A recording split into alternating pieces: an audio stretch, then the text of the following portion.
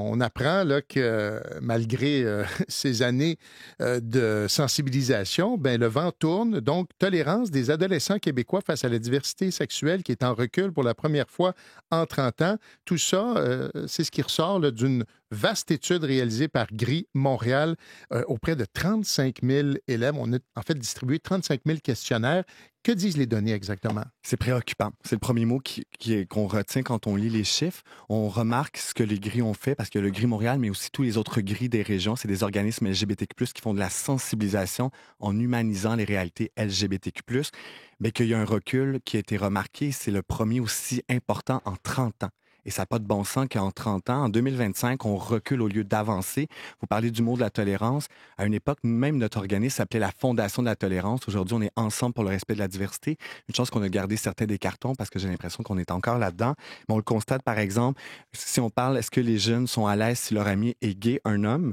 Bien, il y a près de 40 des gens qui répondent non, je serais mal à l'aise que mon ami me partage que je suis gay. On parle même jusqu'à 34 quand on parle d'une amie lesbienne.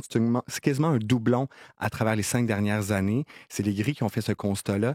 C'est beaucoup trop, malgré le fait qu'on en parle plus que jamais. Il y a comme 2 vitesses en ce moment. On en parle, on voit la diversité, mais d'un autre côté, il y a aussi cette parole et ces actions qui sont complètement décomplexées. Pour être dans les écoles, nous aussi, quotidiennement, on est des partenaires du milieu scolaire comme les grilles le sont. On le constate de toutes les formes. C'est pas que sur les médias sociaux. Maintenant, les gens ne se cachent plus pour dire qu'ils sont homophobes, même racistes ou sexistes. Et c'est ça qui est dangereux et violent. Il faut aussi se demander pourquoi. Et avec les réponses, il faut qu'on travaille avec ça. Moi, c'est inquiétant, c'est préoccupant et c'est ce que je ressens aussi autour de moi. Puis j'ai envie qu'on trouve des solutions collectivement et individuellement. On a tous une responsabilité là-dedans. J'insiste là, sur la donnée. Là. L'inconfort lié à l'orientation sexuelle d'un ami s'est passé de 25 en 2017-2018 à 40 en 2023-2024, donc hausse de 15 en 6 ans à peine. Avec quelles conséquences sur le terrain? Là? Donc, qu'est-ce que ça donne comme climat dans les écoles? Ça crée ce qu'on vit aussi ailleurs, cette polarisation, cette division entre les jeunes qui font peut-être partie des communautés ou qui se questionnent et les autres. Donc, il y a ce un contre l'autre qui est continuellement alimenté. Les jeunes ont peur. Il y a des gens qui refusent même de s'associer aux communautés LGBTQ+, parce qu'ils pensent qu'ils vont vivre aussi de la violence. Des gens qui veulent même pas être alliés. C'est un mot qu'on a parlé beaucoup dans la dernière année. Des gens qui veulent même pas être associés de près ou de loin aux communautés. Des profs qui ont même aussi peur d'aborder ces réalités, ces questions-là, parce qu'ils savent, pas comment le faire. Ils n'ont pas les outils. Et c'est ce qu'on remarque. Les gens sont peu outillés. Il y a très peu de nuances quand on aborde toutes ces réalités. Mais il y a une peur sur le terrain. Nous, on crée aussi des comités empruntent dans des écoles secondaires de la grande région de Montréal. C'est des comités de par et pour les jeunes pour créer des actions pour lutter contre les discriminations. Ça devient plus souvent qu'autrement des safe space en bon québécois parce que les jeunes veulent se retrouver entre eux parce qu'ils ont peur. Et peur, c'est la pire chose quand on est ado. Retournez, là, les gens qui nous écoutent, quand vous étiez adolescent, quand vous avez peur, là, c'est la pire chose. Pour un examen, pour ce que vous avez à faire, cette peur-là, elle est dangereuse. Il faut travailler là-dessus parce que nos jeunes c'est alarmant ce qui se passe. Ils le manifestent plus que jamais. Mais je ne sais pas si on les écoute vraiment. On parle plus que jamais, mais est-on s'écoute? Puis ça, c'est une autre question sur laquelle il va falloir qu'on travaille. Et ce qui est préoccupant aussi, Raphaël Provost, c'est que cette augmentation n'est pas associée à un groupe de jeunes spécifiques. Là. On observe ça, peu importe l'âge du jeune, peu importe le genre, peu importe le degré de religiosité aussi. Ça, c'est intéressant de le souligner. Bref, c'est à peu près tout le monde qui commence à retourner sa veste. Là. Je suis quasiment content de lire ça.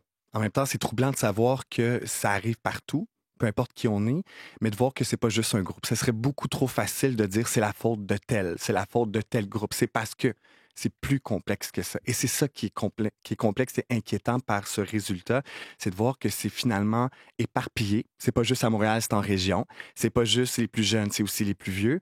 Et moi, ce que je vois aussi, c'est ce qu'on constate dans les écoles, c'est que les jeunes, on n'est pas homophobe, hein. On n'est pas raciste et on n'est pas sexiste, on le devient. On l'apprend quelque part. Ils l'ont appris quelque part. OK, donc ils l'apprennent nous. Là. Qu'est-ce qui se passe présentement dans la société? Peut-être qu'il y a des gens qui aimeraient que je dise que c'est la faute des médias sociaux. Encore là, ce serait beaucoup trop facile parce que les médias sociaux sont alimentés par d'autres humains. Donc oui, les jeunes suivent des comptes problématiques américains, d'ailleurs. Même au Québec, ce serait aussi encore trop facile de dire que c'est la faute des autres. Il faut se regarder ici, mais à la maison. Il se passe des choses dans nos maisons au Québec qui sont inquiétantes.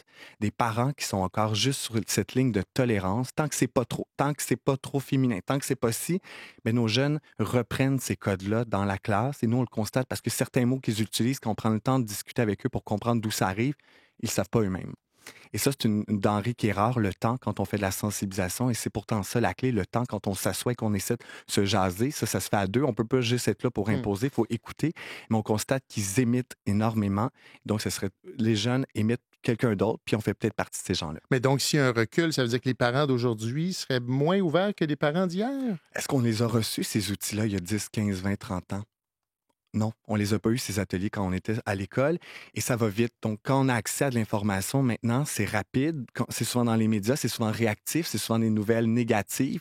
Donc, les gens font des amalgames, font des raccourcis rapides face aux réalités LGBTQ+. Donc, les parents font de leur mieux avec ce qu'ils ont comme outil. Mais quand ton jeune arrive avec mille et une questions, puis tes parents sont pas capables d'y répondre, parfois, tu te cherches à aller ailleurs, sur TikTok, Instagram. C'est peut-être pas non plus la meilleure place. Et nous, les organismes, on essaie de trouver notre place là-dedans. On n'a pas toujours la lumière sur nous. On n'a pas toujours les bons moyens pour le faire. On le constate quand on est dans une classe, on est là 1 heure et quart. C'est que trop peu pour aborder toutes les réalités, les humaniser, les expliquer. C'est ce qu'on demande, avoir plus de temps, plus de confiance pour que ça devienne un vrai travail d'équipe. Nos jeunes, c'est ce qu'ils demandent. Je peux pas parler pour tous les jeunes. J'ai 31, je suis plus ces jeunes-là. Mais moi, il y a 10, 15 ans, c'est ce que j'aurais aimé avoir des réponses. Ça m'aurait éclairé de voir des gens qui me ressemblent. C'est extrêmement important et c'est ça qu'on souhaite aux jeunes aujourd'hui. Et à ceux, pour conclure, à ceux qui vivent dans la peur, cette peur que vous avez, cette peur décrite là, tout à l'heure, là, ou décrit, ou à des parents là, qui nous écoutent présentement et qui sont conscients là, de la peur de leur enfant. J'ai 2 choses que j'ai envie de leur Oui, dire. c'est ça. Qu'est-ce que vous voulez leur dire pour les rassurer, là? Eux qui aimeraient pouvoir vivre pleinement qui ils sont. À tous les gens qui ont vécu de l'intimidation ou qui en vivent ou qui vont en vivre malheureusement, sachez que vous n'êtes pas seuls et qu'il y a des solutions extraordinaires au Québec qui ne sont pas très loin. Il existe des organismes, des accès, par exemple Interligne, Tel Jeune, qui peuvent vous soutenir comme jeunes, comme parents aussi. Mais je veux aussi reprendre les mots de mon ami Chris Bergeron, qui est bien connu ici à Radio-Canada. Vous êtes tous valides. Et c'est une chose que les gens, je veux qu'ils comprennent et que vous n'avez pas à tout comprendre. Par contre, on peut se retrouver quelque part, c'est dans le respect de vivre ensemble. Et c'est là-dessus qu'on doit travailler plus que jamais. Pas ailleurs. Au centre, c'est ça pour moi le centre, c'est le vivre ensemble avec respect et considération. Raphaël Provost est le directeur général d'Ensemble pour le respect de la diversité. Il réagissait à ces données publiées hier par Gris Montréal, qui nous dit que la tolérance des adolescents québécois face à la diversité sexuelle est en recul pour la première fois depuis 30 ans.